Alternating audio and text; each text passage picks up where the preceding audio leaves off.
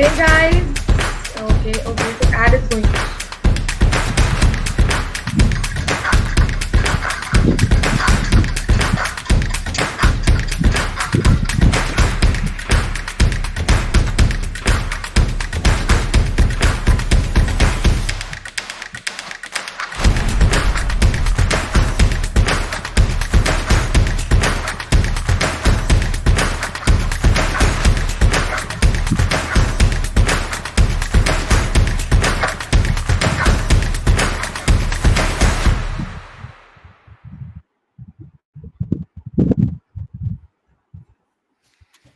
So, hi guys, welcome back to yet another session of Designhill. And here we present Jeremy with us, and I see a lot of people have joined us already. So, first of all, hi, and I'm Nandini, your host for the day, with Jeremy as speaker. And I hope you all are staying safe and doing well during this time. And you guys are pretty much excited, as I can see through your comments in the chat section. So let's not wait more, as we have only 60 minutes for this session, and please don't mind my throat. I have like very husky voice today, so please bear with me. So I'm Nandini, and we are super excited to be back again with another event. And I would like you to welcome, Jeremy for this session, who has taken out the time to join us. So, say hi everybody to Jeremy. Hi, Jeremy. Thank you for Hey joining us. guys, hey everyone, good to be here. Very thankful to the team at Designhill for letting me come on. Super excited to share my knowledge. Make sure you guys ask as many questions as you want. I'm open. You have me for an hour, and yeah, I'll share all my knowledge. And I'm just happy to be here. Thanks so much for tuning in. So moving ahead, today's event is brought to you by Designhill, world's leading creative marketplace that caters to the creative needs of businesses, individuals alike, who can source high quality designs from Designhill and professional designers and buy unique products created by independent artists. So moving ahead, let me introduce our speaker for the day, Jeremy. And as you guys already know, Jeremy is a multidisciplinary designer who focuses on telling stories boldly, and he's also the founder of Mura Design Co. So he has been brand designing, creating online courses. If you have seen his YouTube channel, you can see his tutorials over there. And he is known for his transparent, helpful, and positive personality, which I'm sure you guys have seen in his introduction. So please say hi and tell us something about yourself. Before we start this session, Jeremy. Sure, no worries. So my name's Jeremy. I'm 26. I'm married, and I'm from Australia, Sydney. Good day, mate. So yeah, that's right. I'm an Aussie. You'll probably tell by my accent. But yeah, I've been designing for around 7 years now. I have a bachelor degree in graphic design, which is really, really cool. And yeah, I love design. I love doing brand strategy, brand identity, logos, a bit of illustration. Love my typography, and I've worked with small businesses. I also have clients around the world, and I also do have a YouTube channel and some online courses and some templates, which is super awesome. But that's what I'm all about. So that's pretty great to hear. And let's dive into this session. And before we move forward, Michelle has one comment like, "This woman sounds like Cardi B." I take it as a compliment. Thank you so much and bearing with me. So it's all chill, it's all cool. So let's move ahead, and I'm sure you guys have lots of questions. So before we move ahead, make sure that you guys ask questions in the questions tab, and a lot of you have already started asking questions. And if you have the same questions, make sure you guys upvote the questions, because we will be taking the questions which has much number, more number of upvotes. And of course, we will be doing, a lot of polls in between the session. So make sure you guys share your feedbacks on polls. So let's start this session. And, so Jeremy, just brief us about, okay, great guys. Selfie. I had to take a quick one, guys. Yeah. All right, go for So it. yeah, that's great. You guys can also take a picture of this session and tag Jeremy and Instagram. Designhill on your Instagram, and we will of course let's connect on Instagram. So moving ahead, Jeremy, tell us about there are a lot of things when Mhm. especially in this field, design field, always people are freelancing and everything. So and also people who are working, who has their own studio. There are so many you know myths and everything about passive income. So if you could just put a brief intro light over it, that will be really great. Sure. So passive income is really great, especially in this time where, there's world events like COVID and things like that. Passive income allows you to generate multiple income streams. I believe as a designer, you shouldn't just be working with clients. You should be doing teaching and you should be doing products. That's the trifecta: clients, teaching, products. If you do those three things, then you're going to have multiple income streams coming in. So, maybe one month you didn't get a client, then you're going to have revenue coming in, right? So the thing about passive income, it does take work up front. It's not easy to do it, but once you start to build that flow, it starts naturally coming in. You got to think of like a pipeline. You got to build a pipeline. They used to have these water holes back in the day where they would have to pump a water pump like this, and it was like a metal water pump. They'd have to pump to bring the water out of the well, and they'd have to do that like for a while. But once the water started flowing out of the pump, it just keeps flowing easily. You don't have to pump anymore. It's the same thing with passive income. Once you build that funnel, once you build that template, and things like that, the money will naturally flow and trickle in over time. And obviously you promote it and things like that. But for me personally, I have about 6 income streams. I make money from YouTube. I make money from my courses. I also do graphic design templates, which is really cool. I make money from affiliate marketing. And then also I do coaching and clients. So you can see, by diversifying my income and not putting all your eggs in one basket, you're going to have a lot more opportunities. You're going to have a sustainable business. And in the long run, you're going to be a lot more wealthier. So that's a great example as you guys listen to it. And moving forward, you said, it's right. You should not put all your eggs in one basket. So my next question, and other people are also asking, the question is to market yourself as somebody who can do all these things. So how to market as a designer to get more clients, and to be able to portray that you will be able to do or provide all these services. Yeah, so number one, a key thing is you need to position yourself in the market as a professional. So positioning is key. The way you position yourself as an expert is you need to niche down. If you're just starting out as a designer, it's okay to be a generalist and sort of test the waters on different things, right? But eventually you'd have to funnel down like this and come to a point where you specialize in one thing. So for example, do brand strategy, or just do brand identity, or just do Webflow websites, right? You need to sort of niche down, but it doesn't mean you don't do all these other services. When you, in your copywriting and your website and your messaging and your content, you tell your audience and you project your voice in one sort of way, in one form, right? But once you get in those conversations with the client, then you can start talking about these other things, because obviously you're trying to solve a problem. You're not just trying to give them a logo. You need to listen, hear what they actually need, and after you've built all this credibility from like content and sharing your knowledge, then they'll trust you. And then in those conversations, you can tell them what they need, and then you can start mentioning, oh, have you ever thought about doing brand strategy to really get a clear idea of who your customers are? And then we can figure out that logo. And they're like, oh yeah, true. That would be valuable to my business. So that's sort of how you get in those. That's how you position yourself and sort of start standing out, because a lot of people have generic stuff. They're like, oh, hi, I'm a freelancer, I'm a designer on your website, and your work looks like everybody else. So you need to think about your voice, your messaging, build your personal brand, and start creating visuals as well that sort of reflect your own personality. So that's what I would say for that. So yeah, that's a very well point. That one should consider before starting. So my next question is, like lot of people have asked while registering.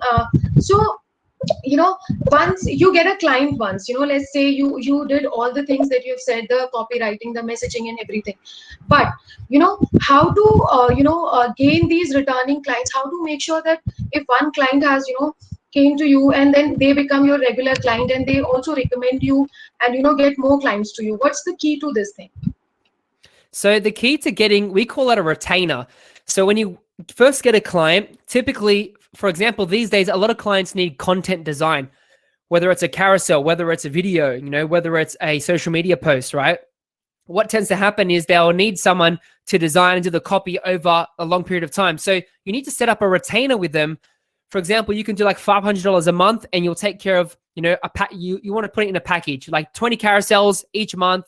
We do the copy, we do the design, the layout, all that stuff, and then we hand it off to you, and then you schedule it, or we can do the scheduling, and that will cost an extra fee. But obviously, you need to build that trust, obviously deliver the value on that first interaction, and then mention like, oh, we also offer this, maybe we can do a monthly retainer. How does that sound? And come up with a package so you can continue to work with that client, right? Because realistically, in the business world, it's easier to retain a client than to go out and find a new one.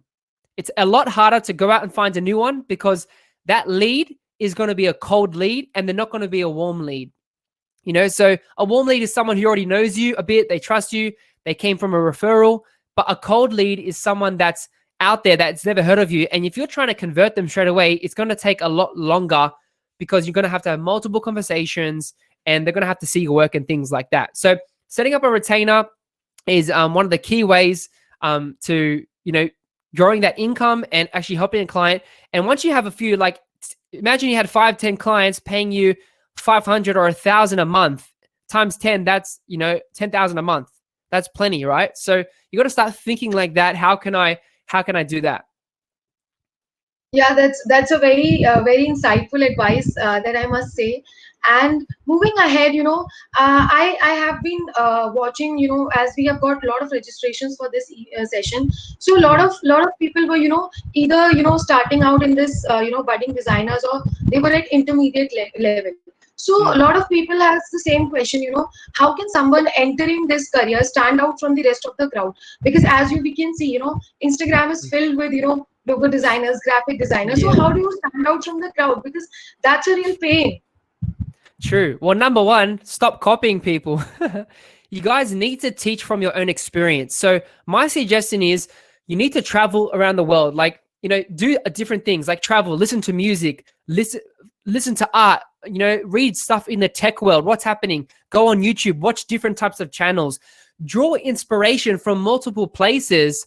So then you can actually use that imagination and creativity and add your own flavor to it and mix it up. So you need to experiment. But if you're only looking at other designers and other designers on Instagram, you're most likely going to copy their style. You know what I mean? So you need to draw inspiration from all these different places, invest in books, buy courses, all these things, listen to different types of music, and you're going to get inspired. And obviously teach from your experience and things like that. But that's one of the key ways to start doing that. Not only that, do strategy on yourself.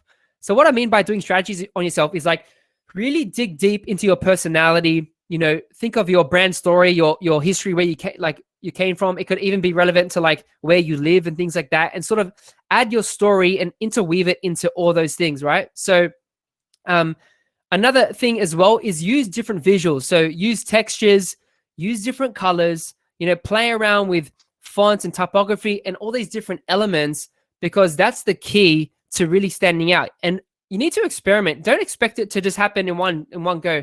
Your style develops over time. So from playing around, testing, experimenting, then it's going to be a lot easier instead of just focusing and looking at following all the same logo designers and illustrators and stuff. That's what you need to do. So I hope you guys are taking notes, because I am finding it really helpful, as not as a graphic designer, but as a professional who wants to, have different sources of passive income. You have to have a foolproof strategy, and you really have to find inspiration from different sources of channels and dig deep into it. So that's well said. And moving ahead, as you said, inspiration. So I've got two questions from that. As you do such great work, I've seen your Instagram, I've seen your YouTube. So, how do you, because, the point is, you strategize everything as an individual, or a set of people, or a set of group that who's managing an agency. You strategize everything, but there comes a point, when you lack the interest to, move forward, or be consistent in doing it. So Mm. what's the key to be consistent? How do you keep yourself motivated and consistent to deliver the content and keep going on, move forward? Yeah, it's a good question. A lot of people struggle with that, like they give up too early. See, guys, you got to understand that this is a spiritual principle. You reap what you sow, right? So everything starts off with a seed. A seed gets planted in the ground, but it doesn't manifest as a tree straight away. It doesn't become a tree. It takes years and years and years of growing in the soil, being fertilized, being watered, getting photosynthesis from the sun, and then eventually it grows into a tree. So you need to plant seeds and be patient. You know what I mean? You need to exercise patience and discipline. If you don't have those two things in your life, you're not going to last very long. Secondly, just because you don't see results does not mean you're failing, right? You need to push past those obstacles and those belief systems, those limiting beliefs in your mind, push past that, because at the end of the day, if you keep going and you're serious about this business, you'll put in the effort, put in the work, put in the hours, you know what I mean? If you're serious. If not, go get a job at a 9 to 5 and work for someone. There's always that option. But if you want to run your own business, it's going to take hard work. You know what I mean? Like for me, I work many hours a day, but I love it because I'm building something, I'm helping people at the same time, clients and designers. So for me, it all stems from the mindset and believing in patience and that you're planting seeds for a better tomorrow. Also, my faith in God as well helps me because I know that I have a bigger purpose in life, and my calling is to actually help people. It's not just to build an agency or make money. It's actually having a positive impact on society and adding value to the world, adding value to designers, because those designers and clients I help, it actually helps transform their business because they're going to earn more money for their family and they're going to actually achieve their dreams. So that's what I would say, just whenever you have fears or doubt, speak against it. Always speak positive and actually believe what you're saying, because what you speak has power in the words. So if you constantly confess it every day and stop looking at the natural circumstances and stop living by your emotions, then you can truly have that mindset and determination and that drive to keep going no matter what comes your way, and you'll keep pushing through. Like for me, I've been doing this for like 7 years. I started in 2016. My YouTube channel, I was under 1,000 subscribers for like 2-3 years. Even Instagram, I was stuck at 1,200 for 3 years. There wasn't much growth, but I kept doing it. I kept pushing. I kept growing. I kept learning. And then now everything's just taken off. And I've been so thankful and blessed to have this impact and growth and followers. And it's completely changed my life. And you can achieve the same result as well.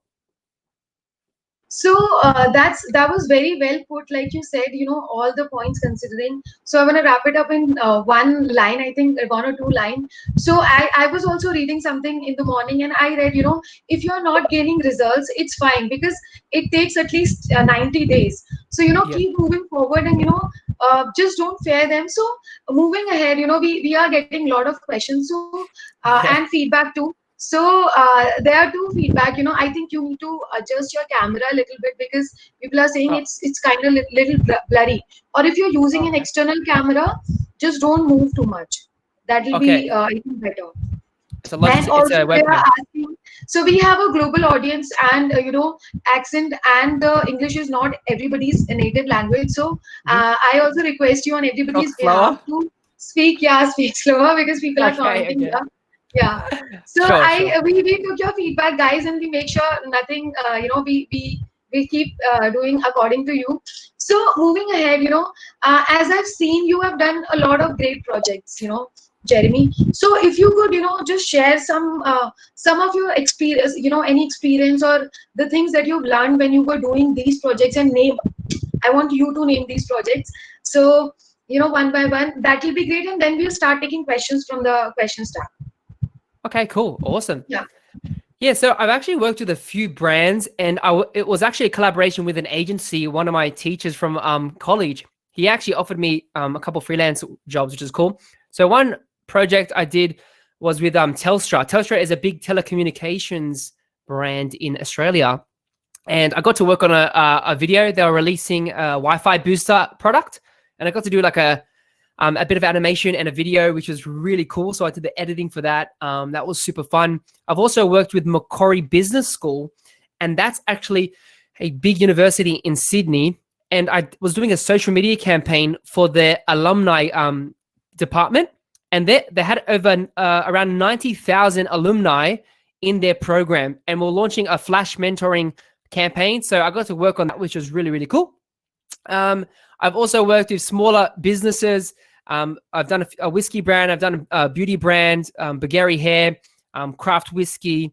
I've also worked with a few recent clients as well from America, personal brands like Mac McLeod, and a few different ones. Obviously, they're small businesses, so they're not well known or anything like that.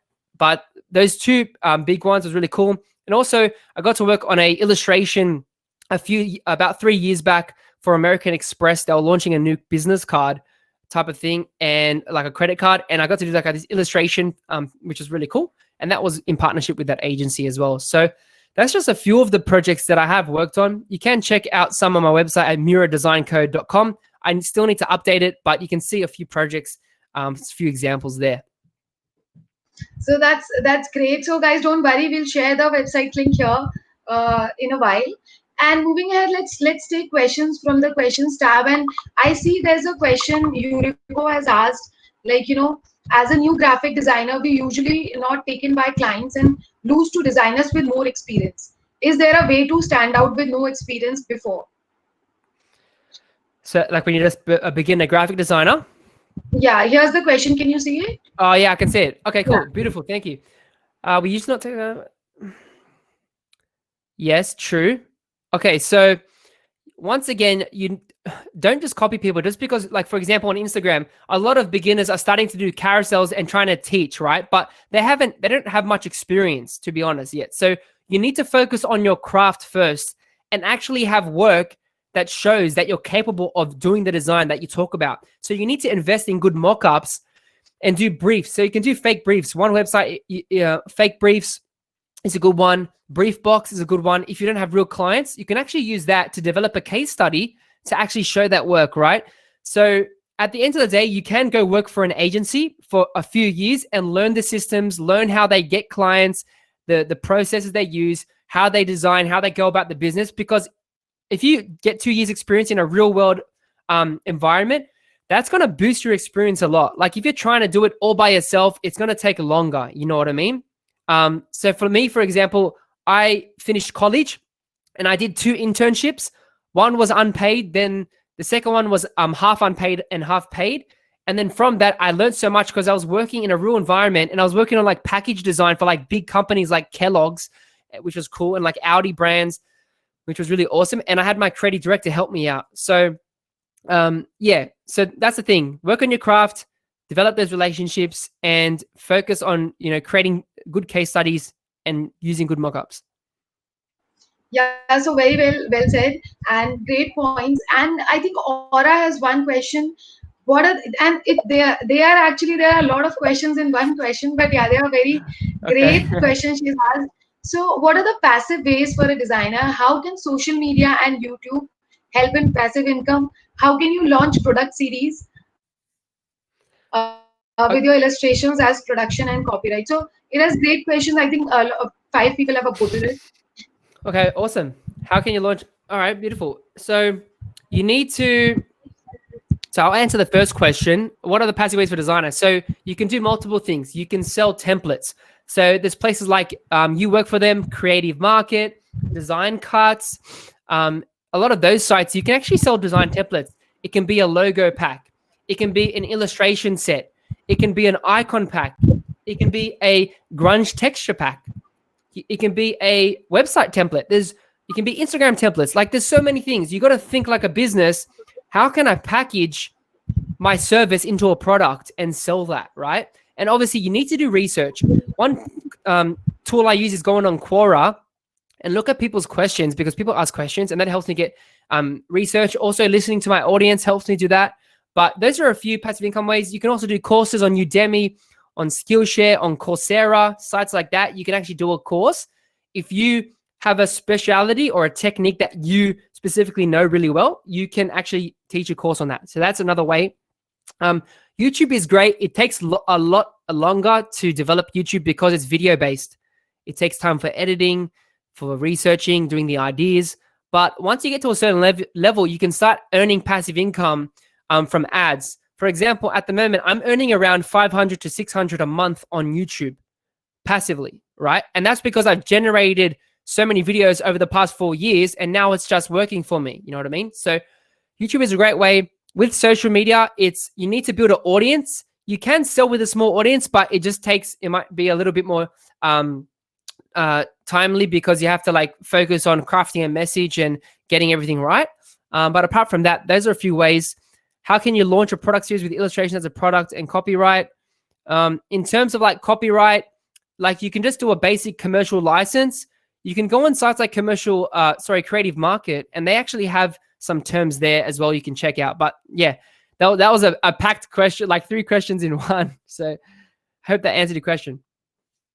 Yeah, I think so. So, but advices are pretty great. And 23 people have voted these questions. So it's great. There, like, a lot of people have got answers. So there's this Yep. other question by Maria. How to get started with your own agency? I mean, it requires a leap, but how to get over fear of losing and safe play, which you kind of answered previously. How to get over your comfort zone? Okay, so there comes a point where you sort of, I wouldn't say limited, but some people say like you hit sort of a ceiling, right? So in order to grow past that point, to make more money, because you yourself are limited, you have 24 hours in a day. But if you can hire someone to do some of the design work for you, or like some of the client projects or content, whatever you're doing, it frees you up time so you can focus on getting more leads or bringing clients in, right? So eventually, to really start an agency, all you have to do is you have to have systems in place, processes. You need to be confident in your ability to sell. You need to know what services you provide, your positioning, all that type of thing, like your strategy as well. And then the best thing to do is, like, once you have all that in place and you've got money coming in, then think about hiring someone, and that's going to help you grow your team. And hire someone that is going to, like, believes in your vision, that's willing to help you, but also someone that is going to learn and grow with you. So over time, they can do multiple things and not just one task. So it takes a bit of time, but you need to just step out and take the risk. A cool tactic is, if you're like worried, what you can do is just get someone on board for like 2 months, like an intern, try them out, learn from the experience, and just, you can, if it doesn't work out, you can say it didn't work out. Like after 2 months, have a contract, and then they can move on. So that's something I would do to create your agency. So that's pretty much great advice.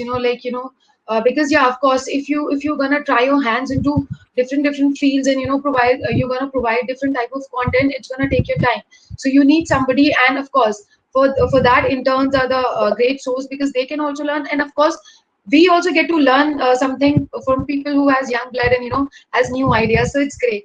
So moving ahead, there's one question which is like a evergreen question, like how to be creative and how to generate new ideas in designing. That's the question. Yeah. Is it going to pop up? Okay, how to generate Yeah, ideas. And it's not popping up. I don't know why. Okay, I get that's it. fine. So yeah, so when it comes to ideas, as I said, like, draw inspiration from different places. You know what I mean? And also, a good thing to develop is a habit of writing. So if you start to write like every morning, or find a time where you can sit down and just write your ideas down. And whenever you're out, maybe you're traveling to school or to work or get lunch, always have like a notepad on you where you can pull out a pencil, and when ideas come in your mind subconsciously, or it will just come out of nowhere, you can write that down, right? Because everything around you potentially is a piece of content you can create. You know what I mean? Like, I can literally write down some tips on how to do a live right now and like make a piece of content, like how to collab or how to do a live call, whatever, how to prepare for it. Like, there's ideas everywhere. You got to start thinking as an idea generator. And even if it seems something small, don't dismiss the small ideas, because typically the ones that you think aren't going to do well will do well, right? Another way you can do is you can actually use mind maps and word maps. Always start with words. Write descriptive words, write visual words, and do like word clouds and play around. And always, it's all about connecting dots, making word associations. So you're connecting the dots everywhere, and it will spark ideas. You know what I mean? And then mix that with inspiration and, research and reading books. And I think you're going to have a lot of ideas to create content, or even for your services as well. So I must say this is a pretty great advice, like connecting the words and finding inspiration. I'm going to try that by myself as well. So I hope you guys are taking notes, and no worries, if you're missing out and if you've just joined, you will get the recording of this session so you can watch it again. And moving ahead, I like this question, let me just done this. So Prakash has one question. How to showcase your work apart from social media and website? How how important? Okay, sure. Yeah, How to like for showcase your work apart from social media and yeah. website?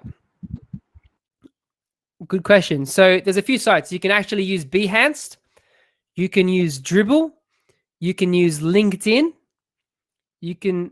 Oh wait, I'm mentioning social media, aren't I? Like for me, like that's the best way. Like you can print your portfolio out, but it's gonna be a waste of money. Like you know what I mean? Like everything's digital these days, so you can't ignore your website or your social media. You know what I mean? So you need to find um, the best way for you and what platform works for you, and keep pushing that platform and focus on that strength. You know what I mean?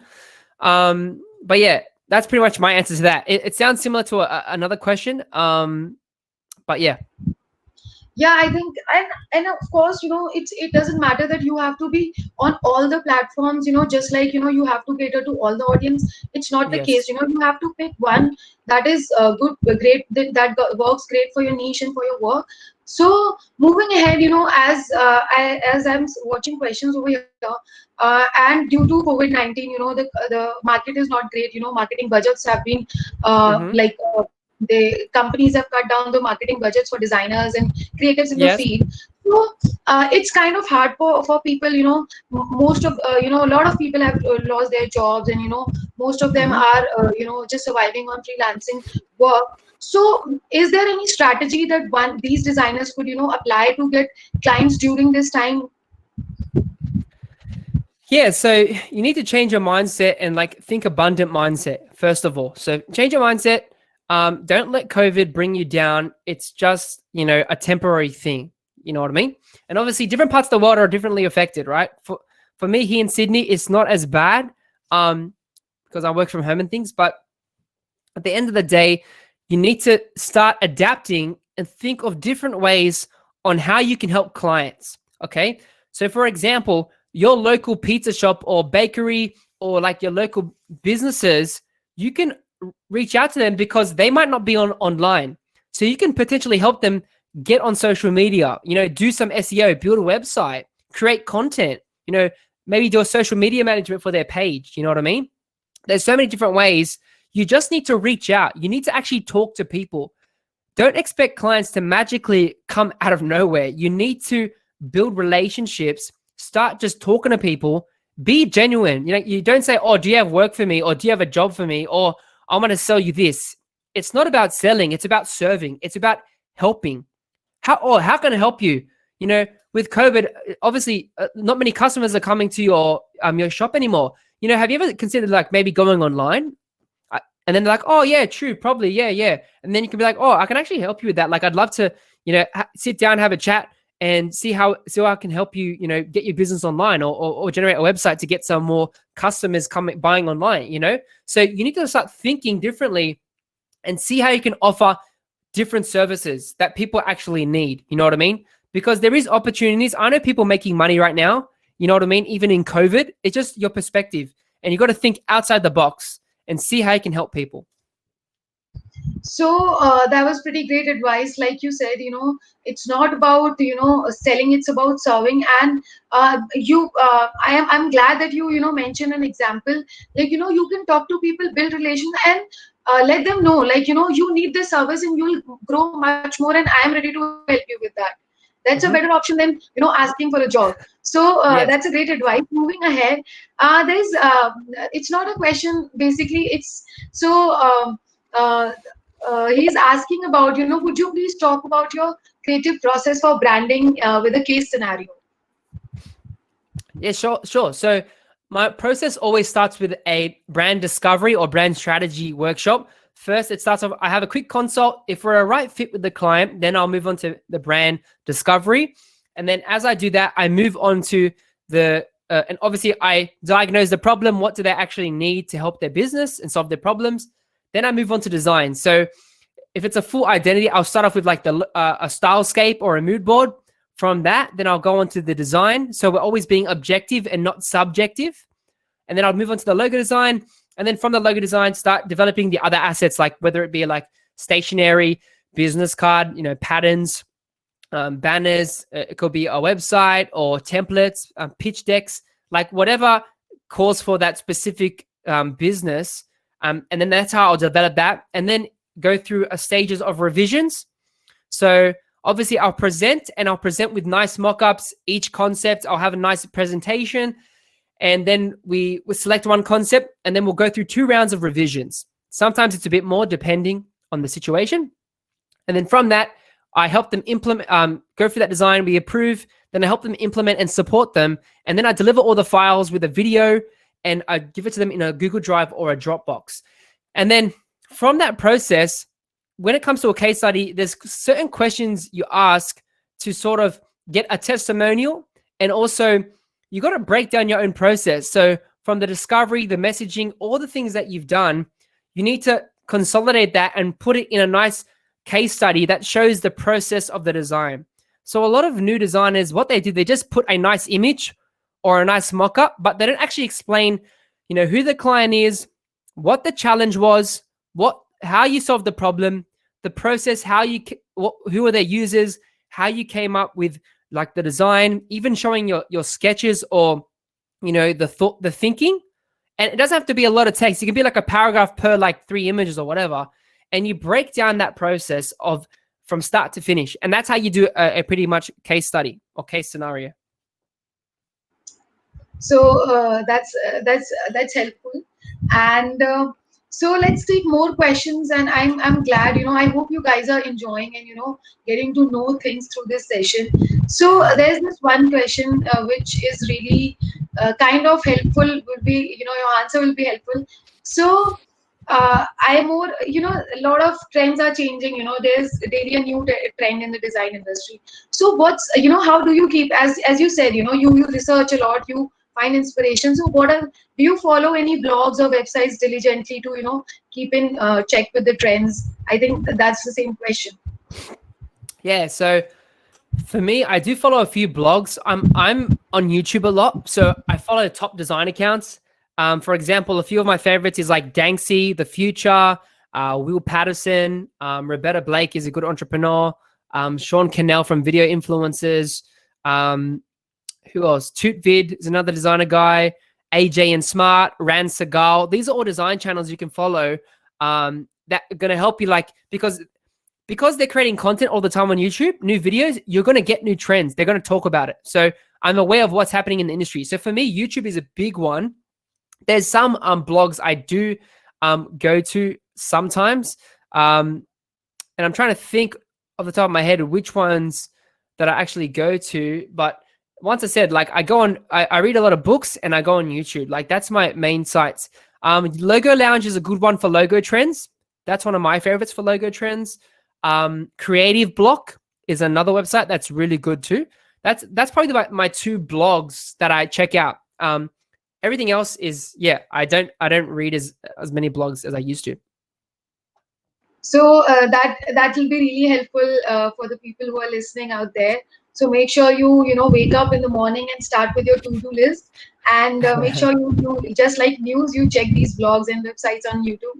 So Yes. moving ahead, we've talked a lot about inspiration and finding clients and everything, but here comes the basic thing: pricing. So Okay. I'm also I'm also surprised, like none of you asked here, but it's a part of it. So could you Pricing. please put some light on pricing? Considering it like a whole a bunch, and then explaining the basics of it. Sure. So there's 3 key ways you can go about pricing. Number 1 is hourly pricing. Number 2 is flat fee or project based. And then number 3 is value based pricing, right? New designers and beginners start off with hourly. I don't suggest doing hourly. It's the worst way to price, because if you get better and faster and quicker and more efficient, you're actually damaging yourself. You're actually getting less money. So, secondly, you don't want to have to be like, it's good to time your hours, but then you have to be checking your hours, and the client would want to check it and stuff, and that just put pressure on you. So, completely cut out hourly. I recommend starting at least for flat fee or project base. For example, a logo design, $1,000. You get 3 concepts, two revisions. You get maybe a business card design. I do the colors. I choose the typography. And you get all the files and delivery, high res at the end, right? So you got to think in packages when it comes to like a flat fee. Instead of just doing like one logo and one concept and like give them a file, try and do a package, make it worthwhile, make them see the value. Like there's value in that. You know what I mean? So flat fee is the easiest because you can say that one price, and then the client and you both know how much you're getting paid. There's no question asked. You know what I mean? And then always charge 50% upfront. If it's a milestone project, like a longer, maybe 2, 3, 4, 5 month project, you can do in milestones, you can do 33%, 33, 33. So it breaks into 3 payments. I recommend doing that, or 50%, 50%. And always make sure you get the money first. Don't start the project unless you get paid. Secondly, don't send the delivery files unless you get paid. You know what I mean? Because I've heard so many stories where clients do dodgy stuff and they don't pay. I've had one experience when I was used to use the freelancing sites, and the client wasn't happy with the work. I offered to help him for free, no extra cost, and I tried to help fix it. He was angry and he stopped replying to me, and then I had to email the platform to send the money to me. So that's one negative experience I had, and I don't like having that again. So that's flat fee. And then value-based pricing is the best way to price your work, but it is harder and it takes experience and time. So value-based pricing, I'll just give you a basic overview, is you pretty much price the project based on the value that the client is receiving. So the portion of the value. For example, if Nike came to me and said, oh, I want a custom illustration for a t-shirt design. Okay. I'm like, okay, cool. So what I do, I start asking high value questions, or how much are you planning to earn from this? Who's your customers? Like, what's your campaign? Like, start asking deep questions. It's all about asking questions, and keep asking why and how and what. So you get deeper to the problem, right? And then, for example, if they're going to sell 100,000 or 1 million t-shirts and they cost like $10, that's potentially like a 10 million or 100 million dollars they can make. So I'm going to charge a fraction of that. So even if I charge 5% of that, that's going to be like 50,000 or 500,000, whatever it is. You know what I mean? So that's sort of value-based pricing. You don't determine the value. The client determines the value. The client qualifies the value. It's not us. We don't say the price. The client sees it, the price. By you asking the right questions, they uncover the price by themselves in their own mind. So you're helping them question themselves, and then they're seeing the value that you're providing because you're solving a specific problem that's going to generate money. So if you're going to design a website, a high converting website, and if it's going to increase the clients to, maybe they were getting 1 client and they're going to get 10 clients a month. If each client is worth 1,000 and you're going to go help them get from 1 client to 10 clients a month, that's 9K extra on top. So you're going to help them earn 9K, times that by 12 months in 1 year, that's going to be over 100 grand. So for you to charge 10 grand, it seems like nothing compared to 100 grand that the client's going to earn. So I hope I broke that down pretty simply. It does take a bit of time to get used to it, but that's the basics of pricing. And that's how I'll go about majority of my projects. With flat fee, you can pretty much do it for all service-based things. Value-based pricing, you can only do it where there's a monetary exchange. You can't really do it for non-for-profits in certain other industries. But everything else, you can do it for service and product-based stuff. So that was pretty much deep in so much less words. That's a long great. So answer. I hope. Yeah, exactly. And a few people have, there are 2, 3 people. I think Jeremy has asked the same thing. Like in other industries, you are not expected to give your advice or work away for free. So I think that cleared your question. Jeremy. So moving ahead, I have I was as you were saying, we have considered throughout the session all the pointers as to generate passive income, but the I think the portfolio plays a main role into that. So how Mm-hmm. can we work on our portfolios? Oh, so okay, so with portfolios, you need to have a consistent look. Okay, so I'll see if I can show you one of my favorite design studios really quickly, if it doesn't lag. Um, so you need to be cohesive. You need to have a consistent grid, and all the images should be consistent. So if you use like a bold color and like a simple logo, go for that. If you use like a nice, like certain mock-up with a shadow or something, go for that. You know what I mean? So your portfolio, once again, aim for three deep case studies on your site. That's like all you need. And then obviously have other little projects as well. Don't overload with all your work, because I see a lot of beginners, they just send me all these brochures and flyers and business cards, like all separate little bits and bobs, but it doesn't show you as a professional. You want to try and show a full project, even if it's a fake project or a concept project. Try and show a full thing, right? You know what I mean? And also, once again, invest in mockups. So I buy my mockups from Design Cuts. They always do bundles. They're great. It's only $30, and like you get crazy bundles. They come out once every 3 or 4 months. You can also go on Mr. Mockups is good, and Vada Elements got mockups really great. Those are probably my top 3 recommendations for mockups, and make sure they look crazy good. So I'm just going to quickly share my screen. I'll show you an example over here. So hopefully you guys can see my screen. So this is farmdesign.net, right? So I just want to look at their work, how gorgeous it is. And you can see you can clearly see they do packaging and food, right? And they got their case studies. They got imagery of their studio to be personable. For example, so let's click on this. And also Pentagram is really great. So you can see they start off with what they did, a bit of the background. You scroll down and you can see the design. They explain some of the brand story. And look at that, just amazing. The crazy mock-up, it just looks real. It comes alive at you, right? And then as I'm scrolling, you can see high quality mock-ups with the brand. They're not just spamming the logo, but they're adding messaging. They're adding key elements, brand assets. And you can see how it translates. As you can see here, really great, solid work. You can see the design exploration, some of the stuff, how they came up with some other artifacts there, logos, the packaging, some brand imagery.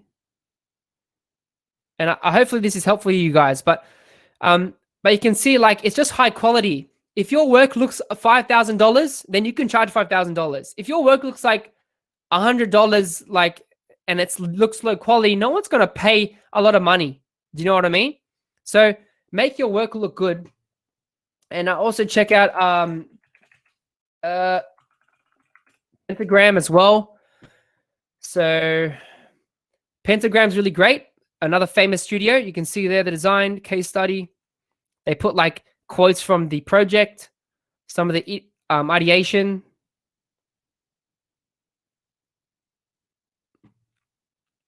As I'm scrolling through.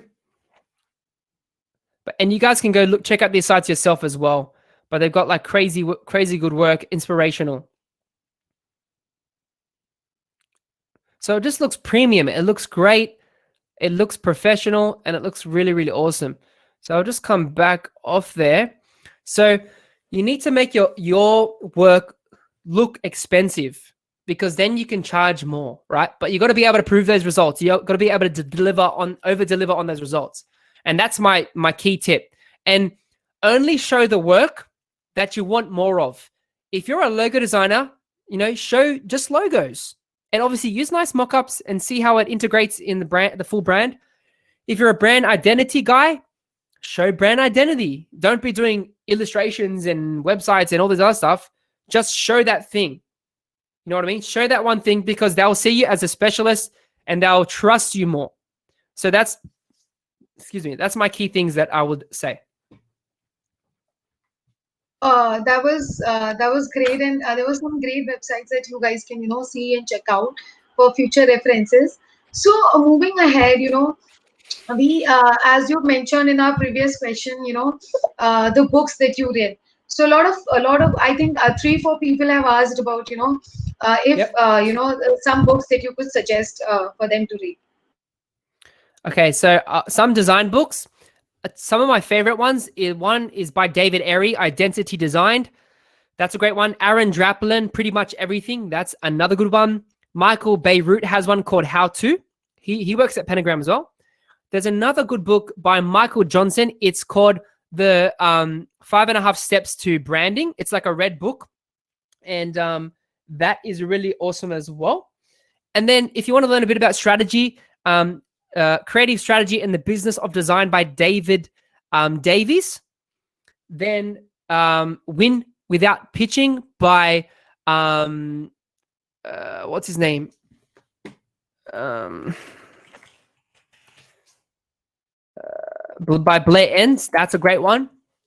And then you've got there's a guy from the UK, another guy from the UK as well. What's his name? Radim Malinik. That's for design. If you're just starting out design, I recommend also Thinking with Type by Ellen Lupton. That's a good one. Also Branding Identity by Alina Wheeler and Debbie Millman. That's a really good one. And then there's heaps of other books, right? So at the moment, I'm reading if you want, like, this is like personal development stuff and marketing. The Miracle Morning is good. You've also got the 1-page marketing plan. That's really great. And Rework is another good one by some company. And I think pretty much that's my main ones. Or also Seth Godin, This is Marketing. That's probably some of my top books that I recommend. And there's plenty more I have on my shelf over there. I have a video on my YouTube channel. You can go watch it and see some other books. But hopefully you enjoy that big list of books. And Marty So Newmeyer. yeah, I'm sure. That's right. Yeah, Sorry. they've got a lot of suggestions.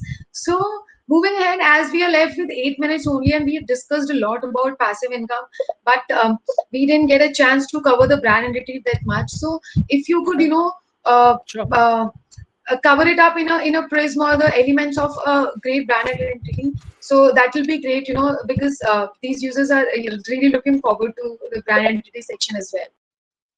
Okay, cool. Yeah, sure. I can share a few things. Yeah, so when it comes to brand identity, once again, like you want to show you want to show things that it's just more than the logo. You want to think beyond the logo, right? Because at the end of the day, a logo is not going to really transform a business. It is a great first step, but it's only one part of the business. It's only the tip of the iceberg. There's so much more, there's the brand assets, website, business card, letterheads, branding, flyers, brochures, like print materials. Then you've got web stuff, social media content, banners, email signatures, stickers, like ads, like there's so many thumbnails, like there's so many different things, right? So you want to sort of develop an identity that goes beyond the logo, that, expands on colors, uses texture, patterns, adds mock-ups, renders, and things like that, because you want to give a full experience. I'll see if I can show an example of a recent project. Would you guys want to see maybe something, how I sort of present a project? So I can show one maybe from last year, how I did the whiskey, maybe Bulgari here. I think that one's a nice one. Let's show this example. So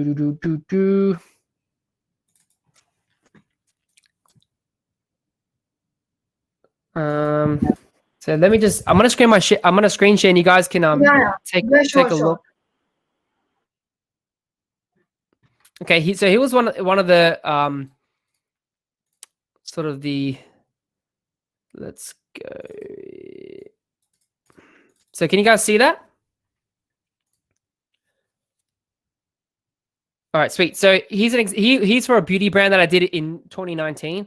So you can see this is a summary presentation file. So attributes, positioning that I did in the strategy session, the stylescape we picked, and then those are the personas, direction 1, So you can see went for a simple minimal logo, very clean. It's for a beauty brand. They sell styling creams for curly hair. You can see the love heart, and I got lavender. So this is a stem, and this is a love heart turned on its side, and then it creates B for Bulgari. So I really liked that logo mark. I thought it was really, really neat. So showing it black and white, showing the color palette, showing in horizontal different versions they can use, and I give them all these logos, some patterns they can use, the typography. So I use Modelica, showing how like header, subhead, body, how it can look like. Then using some mock-ups, as you can see there. And this is for a small business, so it wasn't a big project, it was a small one. And then another direction you can see here. I'm going through that. So yeah, that's an example, some patterns, the text, some mock-ups. And then I show the logo at the end. So that's sort of like one example. And like there's so many, and obviously my process and my process is always evolving. And depending on how big the client is and how the deliverables, it always varies a little bit different each time. You know what I mean? I'll see if I can show maybe one more really quick. Okay, so I'll show you this one. This was like a quick. So you can see this one, craft society, the goal, the brand trait or values, and then this is the competitors. So I did a quick research. Those are the colors they're using, so we had to do something different. But this is like a badge design, as you can see there. Making it responsive, showing some mock-ups, how it can look like. And then this one had a lot of directions in this one. I like this one, this one's cool. Some mock-ups. And it's all right if we go over time a little bit. It's cool. And then here's another badge. I like this one as well. This is nice. Did like a nice little icon there. That's cool. And they're all like a bit different. This one was nice as well, as you can see there. And then I show all of them together. So you can see this is for a small client. And then the revision. This is like the final revised version. You can see the final logo. This is what it came down to. And that was like the final logo. And that was pretty much it. But yeah, hopefully that was helpful for you guys. So some of them are just a logo, but it expands beyond that. You know what I mean? It just starts off with one part and then, yeah. So that's hopefully that answers the question. So I think, yeah, that was pretty much, insightful and very much clear to everybody. Like they must be having a lot of questions regarding, how to put in everything. And of course, I think, these case studies, have sorted out the idea of creating such presentations and case studies as a designer's firm for them as well. So I hope you guys enjoyed the session, and we are just I think we have to wrap up this session because and we are so sorry, we are extremely sorry that we couldn't take all of your questions, but we tried, and Jeremy has been speaking throughout this session for an hour, so it's pretty much going. great. Yeah, so I think the event is also full. So thank you so much guys for joining us today.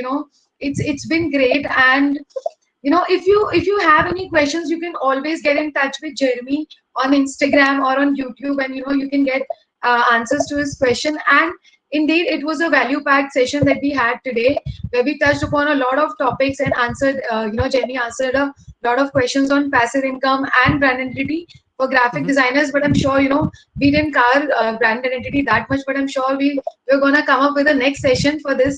So although there is a lot more that we could have discussed, unfortunately we are limited by time here.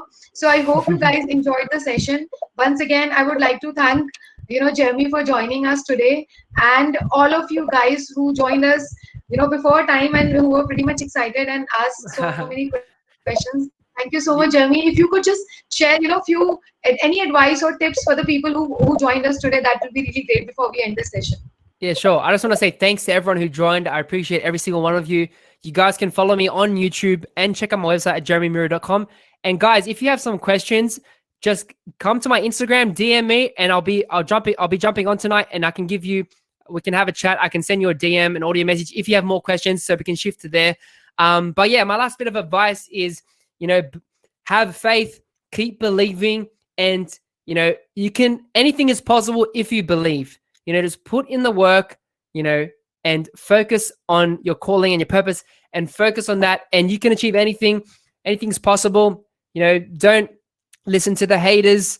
Don't listen to negative voices, but hang around with people who are going to build you up, sharpen you up, who think business minded, who think success, who think positivity. Because if you think right, you talk right, and if you talk right, you act right, and when you act right, then you can live the life that you create. So that's what I have to say. Thank you so much, guys. Appreciate you. Talk to you soon, and maybe we can do another live with Designhill sometime in the future. Sure, sure. Thank you so much. Thank you so much. It was not just, insightful and informative to the industry, but it was really motivating to, because passive income is something, the topics that we touched upon were like, you have to be, really work hard. But, for the long run in your life, you will be, much more much more stress free, and you will be having a lot of sources of for income. So that's great. Thank you so much for motivating us today, Jeremy, and No putting worries. light on all these topics. Thanks a lot. Okay, guys, see you, Jeremy. Bye bye. Thanks. Thanks so much, guys. Take it easy. See ya.